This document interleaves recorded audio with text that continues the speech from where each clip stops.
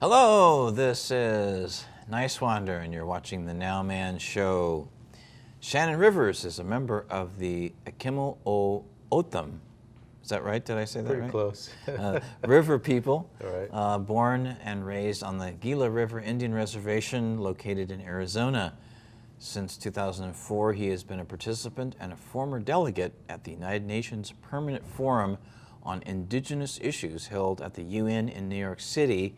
In 2008, Mr. Rivers co-chaired the Global Indigenous Peoples Caucus for 2 consecutive years and has conducted and hosted lectures on the United Nations Declaration of the Rights of Indigenous Peoples at the state capital of Arizona, Arizona State University, and at numerous local colleges in Arizona and California.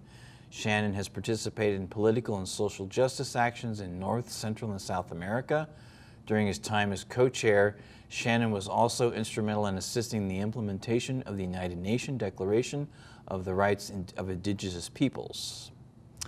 Shannon is a board member for Divest LA, a local grassroots movement coalition with a revolutionary vision, which we will be getting into.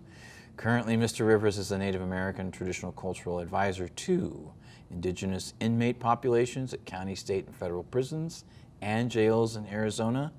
He holds a Bachelor of Science degree from Northern Arizona University and will be receiving his master's in American Indian Studies from the University of California, Los Angeles. Go UCLA. UCLA. That's right. Thank you, Shannon, for being on the Now Man Show. That's the show, right? I mean, we're done. That's a lot of stuff. That's a lot of stuff. You've done a lot of stuff. You're doing a lot of stuff, and that's amazing. Thank you so much for joining us. Thank you for having me. My pleasure. I mean, it's time that we have more and more of these kinds of discussions. I agree. First of all, you were a delegate Right. at the UN. I've been a media ambassador for a UN program. Okay. What did you do exactly as a delegate? So it goes back to 9/11, actually. Oh, wow. Yeah. So when 9/11 happened, the closure of the U.S. Southern border in Arizona started to get more militarized. It was Bush at the time who said we need to secure our borders, as you kind of see the same political rhetoric going on today. For some reason, the United States in their political positioning believed that these individuals who flew planes into these Twin Towers were coming through the southern border. Yeah. Reality that's never happened. But Right. So the militarization of the O'otham border, the Tohono O'otham border, our traditional people don't recognize those borders, but there is a small little fence there that the Border Patrol started to increase their presence. The elders were concerned about what is our role and what kind of responsibilities do we have. And moreover, they wanted to know, do we still have, not asking anyone, we believe that we had the freedom to cross this border, this U.S.-Mexico border. But they needed to know a little bit more about the policies of what was happening and the militarization of the border. And the only place that we felt that at the time that the United Nations Permanent Forum on Indigenous Issues was the place to go. So I, along with several other folks, went there. I went there for a few years. I stopped going, then I went back because I felt that the policies within the UN system, of course, all these member states that are within the UN, Right. If we know anything about the UN, the United States is the largest financial contributor to the UN. So there's a lot of muscle that takes place. There's a lot of pushing, political shoving that goes on by the U.S. But nevertheless, we felt that the Permanent Forum was a place to voice our concerns about the militarization, about the treatment that the indigenous peoples were facing, not just the O'otham people in the south, but you got the Kumeyaay and the Lipan Apache. You got at least several other tribes. In Arizona. And not just Arizona, but you're talking California Right. and through Texas and yeah. a little bit of New Mexico. But so you have these states where they're butting up against the border. Indigenous peoples felt like we needed to have our voice be heard there. So we went. I was nominated in 2008, And it was soon after the UN Declaration on the Rights of Indigenous Peoples was passed by the General Assembly. The General Assembly voted on this declaration. There were 4 countries that did not. United States, Canada, Australia, and New Zealand. And you ask yourself, okay, here are these countries that are touting this human rights around the world, but not supporting the Declaration on the Rights of Indigenous Peoples.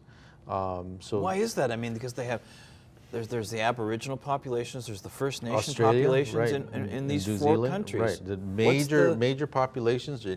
We believed, and from what we gather today, is that, and I was telling one of your assistants out there that indigenous peoples, there are, according to the United Nations, there are 380 million indigenous peoples left in the world. Wow. And about 60 to 70% of those that are maintaining these, where they live, these areas are some of the most pristine water systems, the most beautiful ecosystems in the world. You're talking forest, you're talking landscapes that have been untouched, but within the U.S., and we'll get to Standing Rock here a little later. But in the U.S., we see indigenous peoples on reservations throughout the U.S., mainly on this side of the Mississippi. But some of these areas are still untouched, if you will, by colonization, by progress, by capitalism. So they're untouched. But it was interesting to note that these 4 countries did not sign that. Obama later, when he came into office, lent his support to the declaration. But as we can see, again, about Standing Rock and Bears Ears and many other violations that go on in indigenous communities, policies or treaty rights have not ever been honored by this government, by the United States. And that's an ongoing issue it's going into the 21st century. Right. So, I mean, we stopped, I think the last treaty was in 1876, I believe, with the Lakota, the Fort Laramie Treaty. It was one of the last treaties, I should say. But no, none of these treaties. There are over, I believe, an organization counted how many treaties that the United States signed. There was over 400, and none have been obligated. They violate every one of those treaties. Oh, wow. Continue today, yeah. So now you also worked with different tribes for them to adopt the declaration? So the Declaration on the Rights of Indigenous Peoples was put forth 15 years before that movement. And this is the 3rd draft of the declaration. Is this based on the Universal Declaration of Universal Human Rights? Declaration on Human Rights. That was 1948. 1948. We got that because of Eleanor Roosevelt. You know? You're damn right you did. However, when it comes to indigenous rights, that's a whole different set of circumstances. Because basically what happens is a country will come in and say, well, yeah, we have indigenous peoples, but they're part of the larger society. In reality, we're not. Native people, even though I speak English and drive my car around or whatever, we are a unique, distinct people in a country that has, from manifest destiny, from the from the doctrines of discovery to manifest destiny, our rights have been violated every step of the way. We do not have. We may be on reservations, but that is federally owned land. So yeah, I mean, these indigenous peoples from all over the world came together at the United Nations to push forward this declaration. Now, granted, there was a lot of compromise because this is the third declaration or the 3rd draft, which was finally passed. A lot of folks didn't like it. And you mean folks in the Native American community? In the indigenous communities throughout the world, right? And not just North America, indigenous globally. Globally, people were uncomfortable with it because it felt like it was too. We were compromising on a lot of things. And moreover, we felt that we were asking permission from an oppressor who never really gives us rights anyway. So these are things that were very contentious within the groups, with the indigenous groups at the UN. But it passed. 47 member states signed it, and again, the 4 that didn't. Later on, Canada and New Zealand and the United States and Australia used some softer language to say that they would support it in some way. But still, violations go on throughout Australia and New Zealand.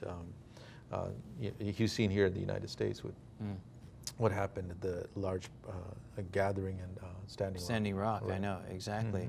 And what, okay, going and look, let's go look now at Divest LA. Exactly, I know they were there at Standing Rock. Right. Obviously, first of all, for those people who may not know, what is the genuine purpose of Divest LA? What is their work? What is it focused on? So is it connected to a larger movement? Right. There's Divest LA and Revolution LA, and I don't really want to speak to Revolution LA, but I'll speak to Divest LA. When Standing Rock took place, organizations and people, just like you and I, were waking up to what was happening environmentally, politically, to these oligarchs here in the U.S. who felt these pipeline tycoons who could destroy the tar sands and create tar sands in Canada and just drop these pipelines anywhere they felt. And it was LaDonna, she's a member of the Standing Rock Sioux tribe, who made a call out to people to come to the camp, to Oshetchishikoan, to Sacred Stone Camp. And people came by the thousands. Thousands, yes, and exactly. By the end of the gathering, they estimate about 10,000 people. So what it did was it woke up people, this consciousness that I think we're all seeing, from climate change to environmental disasters throughout the world, to economic inequality, to poverty that we see, homelessness here in Los Angeles, the largest state or city with homelessness. Yeah. I think people kind of woke up.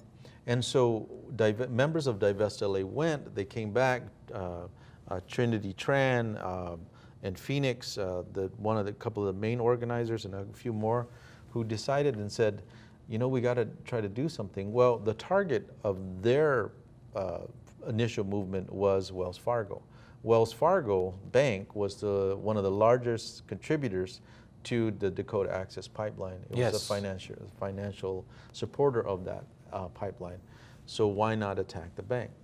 So we know the history with Wells Fargo, with their lending practice and the foreclosures, and attacking and pretty much targeting people of color, black and brown communities here in Los Angeles and throughout the country. So Divest LA said, let's go after Wells Fargo within the city of Los Angeles. Okay, we started that process. We went to the city council, started to make this motion from Paul Kretz and Mitch O'Farrell, who introduced the motion to initially to determine whether or not, of the 800 contracts that the city of Los Angeles has with Wells Fargo, could they remove the $40 million? But there's more money. There's $8 billion. Yeah. So they went after Wells Fargo. We were doing protests and marches in the street, large gatherings in the street. We would shut down banks. You're not just talking Wells Fargo's, you're talking Chase, you're talking Bank of America, Citigroup. So we're shutting down these banks, and then it started to explode from Seattle to San Francisco, different parts of the country. People were getting arrested shutting down banks. Yeah. Specifically Wells Fargo here in Los Angeles. Divest LA made that move, asked me to join with an Indigenous voice to help and support them. We brought the Indigenous community in. It was literally just a group of 10 people or less who started to make that move to the city of Los Angeles to get these councilmen and council members of the city of Los Angeles to recognize that Wells Fargo has been violating not only people of color, not just the Dakota Access Pipeline, but their relationship. It goes back to the killing of and taking, giving bounty to people who were killing Native people, Native Californians here in California in the 1800s. That's right, because Wells Fargo has been around since the 19th century. That's correct. That's right. So, and they have a history. I mean, many people learned in 2011 with Occupy Los Angeles what Wells Fargo was doing, right. particularly in